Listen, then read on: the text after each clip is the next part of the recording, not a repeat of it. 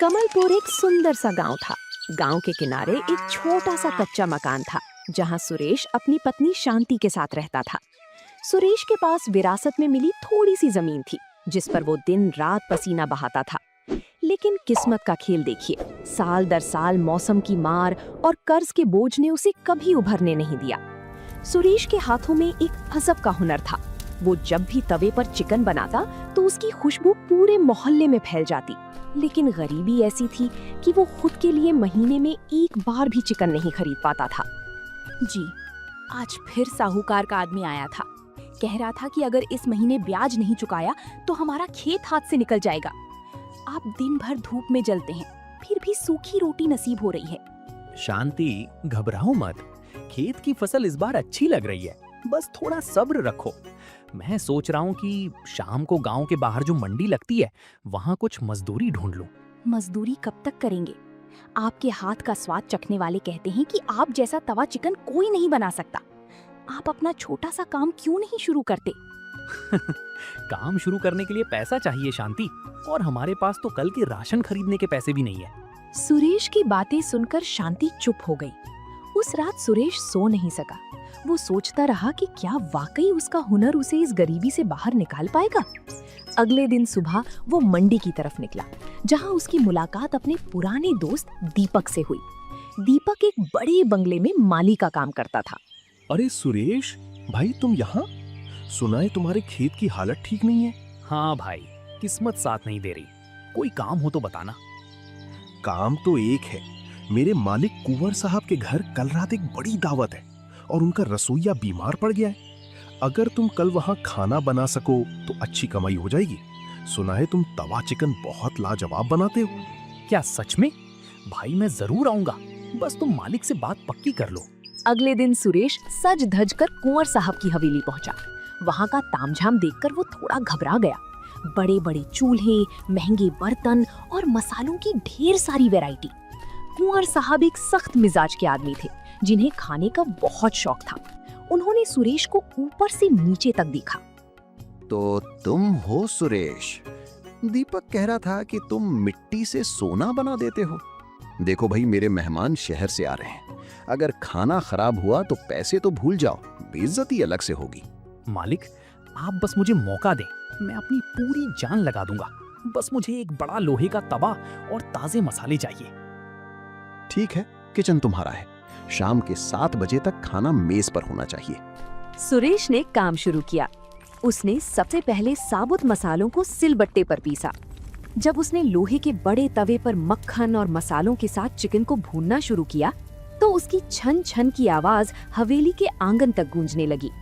धीरे धीरे चिकन ने अपना रंग बदलना शुरू किया और मसालों की ऐसी सोंधी खुशबू उठी कि पहरेदारों के मुंह में भी पानी आ गया।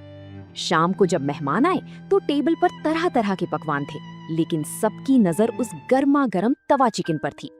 कुंवर साहब ने पहला निवाला लिया तो उनकी आंखों में चमक आ गई। वाह कुंवर साहब, ये चिकन कहाँ से मंगवाया? ऐसा स्वाद तो शहर के बड़े से बड़े होटल में भी नहीं मिलता। ये हमारे गांव के सुरेश का कमाल है। सुरेश, जरा इधर आओ।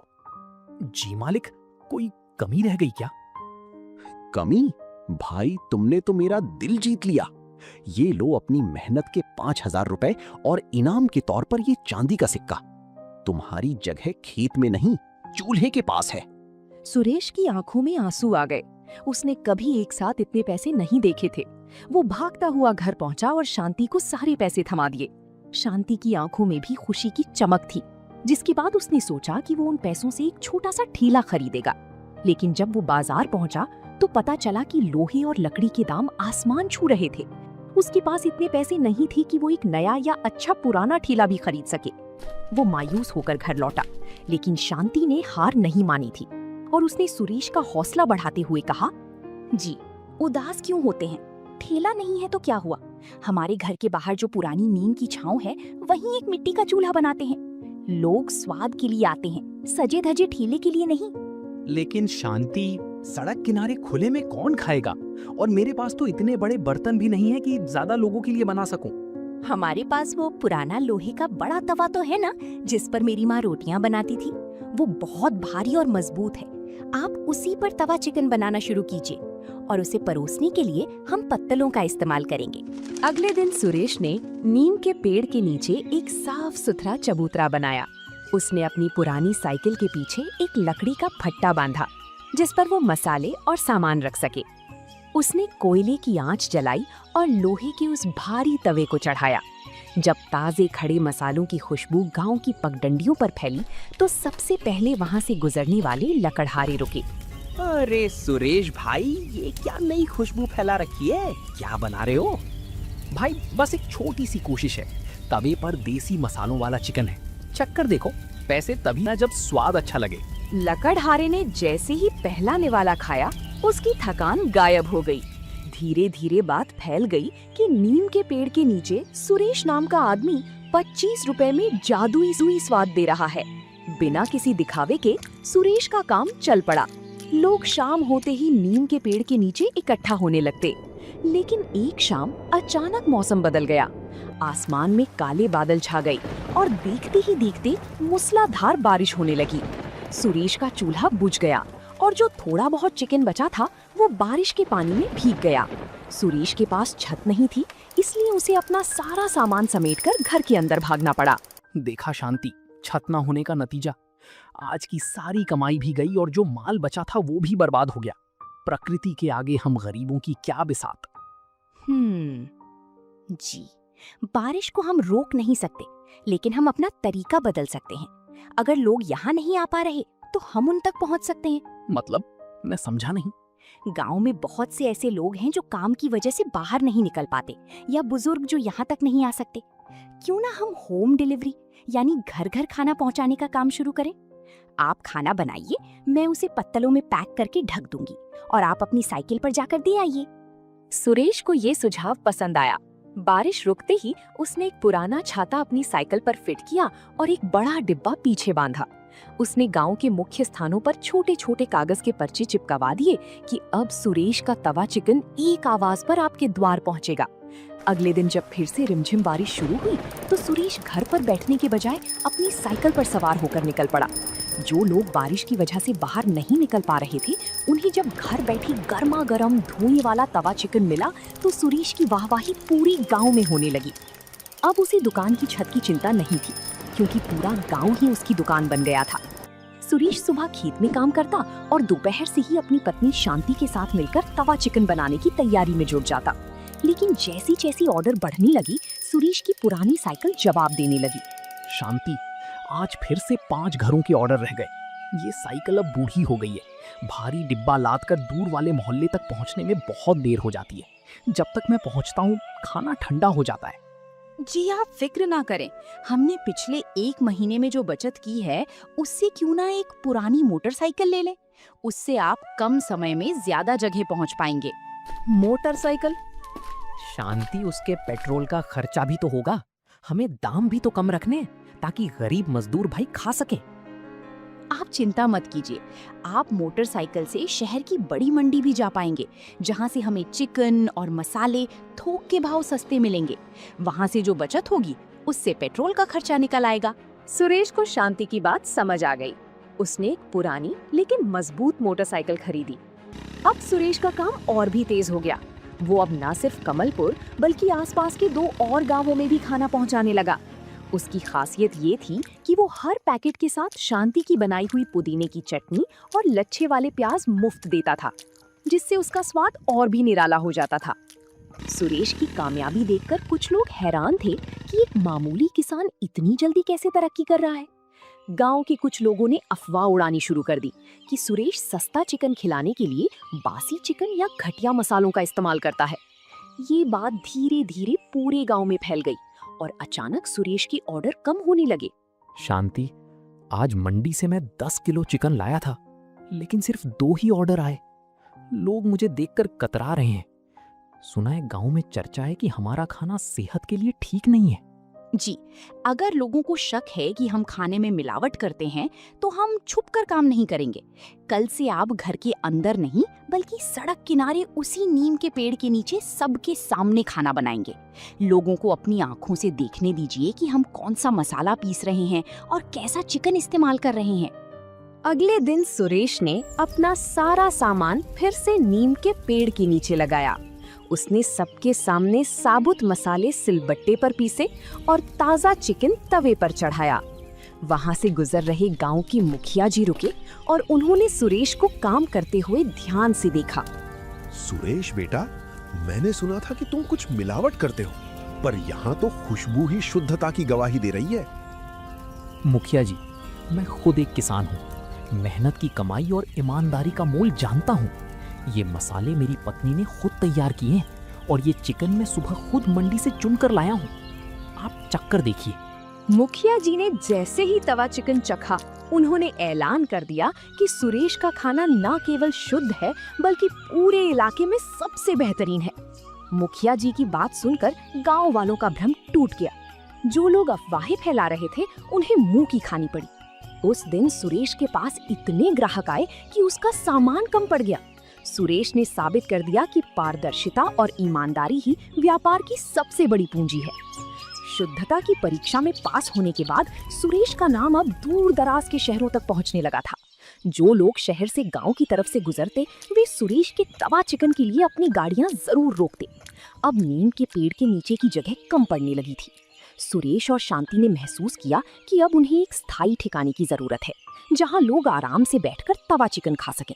तभी सुरेश कहता है, शांति, अब इतनी बचत हो गई है कि सड़क किनारे वाली वो बंजर जमीन किराए पर ले सकें। मैं सोच रहा हूँ वहाँ एक छोटा सा कच्चा ढाबा बना लूं। जी, विचार तो बहुत अच्छा है, पर वहाँ बैठने का इंतजाम कैसा होगा?